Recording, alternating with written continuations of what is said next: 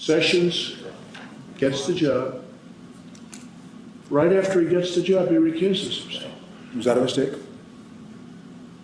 Well, Sessions should have never recused himself.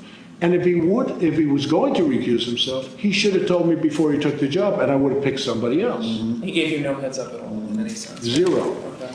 So Jeff Sessions takes the job, gets into the job, recuses himself.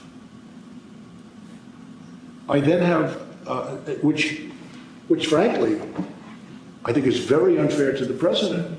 How do you take a job and then recuse yourself? If he would have recused himself before the job, I would have said, thanks, Jeff, but I can't, I'm not going to take you. It's extremely unfair, and that's a mild word, to the president. So he recuses himself. I then end up with a second man who's a deputy.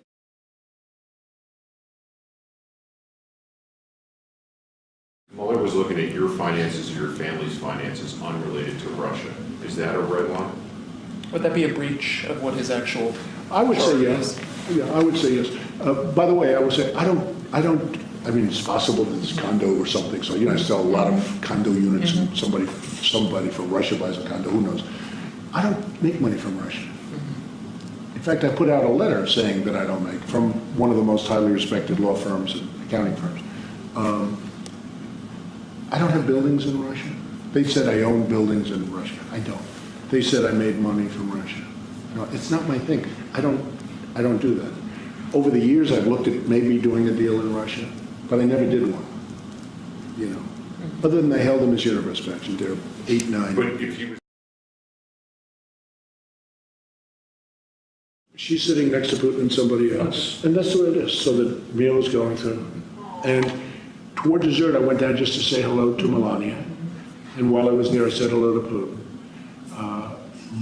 Really pleasantries, more than anything else.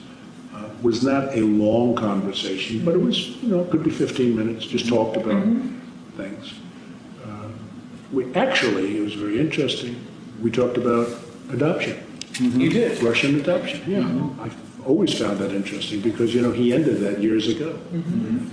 And I actually talked about Russian adoption with him, which is interesting because that was a part of the conversation that Don had with this meeting that I think, as I said, most of the people, when they call up and they say, by the way, we have information on your opponent. I think most politicians, I was just with a lot of people, they said, who would have taken a meeting like that?